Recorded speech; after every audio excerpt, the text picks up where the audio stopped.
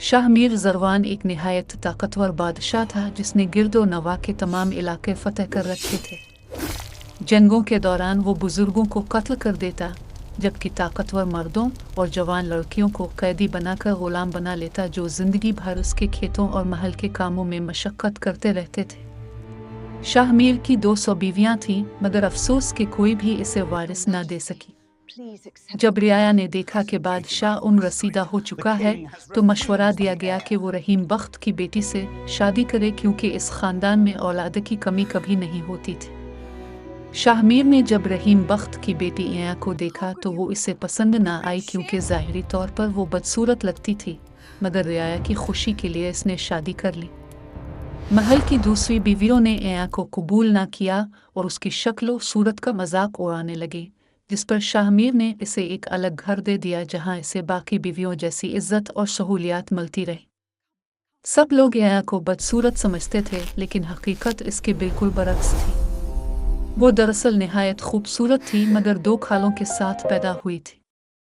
इसकी माँ ने वदा किया था कि एक ख़ास वक्त तक इया दिन के वक्त अपनी बदसूरत खाल नहीं उतारेगी और सिर्फ रात को अपनी असल खूबसूरती जाहिर करेगी। शाह मीर की सबसे बड़ी बीवी ज़ोहरा इस राज से वाकिफ़ हो चुकी थी और इसे खौफ था कि अगर शाह मीर को ये सच मालूम हो गया तो वो इया का होकर रह जाएगा। इसी हसद के तहत ज़ोहरा जादूगरनी नायला के पास गई और सोने के सिक्के देकर ऐसा मशरूब तैयार करवाया जिससे शाह मीर इया को भूल जाए। मशरूब पिलाने के बाद कई महीनों तक शाह मीर इया के करीब से गुजरता रहा, मगर उसे पहचान ना सका। दिल शिकस्ता होकर इया महल छोड़कर अपने वालिद रहीम बख्त के पास चली गई। रहीम बख्त इसे रहम दिल जादूगरनी रोहाना के पास ले गया, जिसने फौरन जान लिया कि ये सब ज़ोहरा के जादू का नतीजा। रोहाना के बताए हुए मशरूब से शाह मीर की याददाश्त वापस आ गई और उसने इया को दोबारा अपने पास बुला लिया। रात के अंधेरे में शाह मीर ने इया की असल खूबसूरती देखी और इससे बेहद मुतासिर हुआ, लेकिन सुबह से पहले इया दोबारा अपनी खाल पहनकर चली जाती। कुछ अरसे बाद इया के यहाँ एक बेटा पैदा हुआ। इस पर ज़ोहरा का हसद मजीद बढ़ गया। उसने दोबारा नायला से मशरूब लिया और शाह मीर को इस कदर गुमराह कर दिया कि आखिरकार उसने अपने ही बेटे को दरिया में बहा दिया।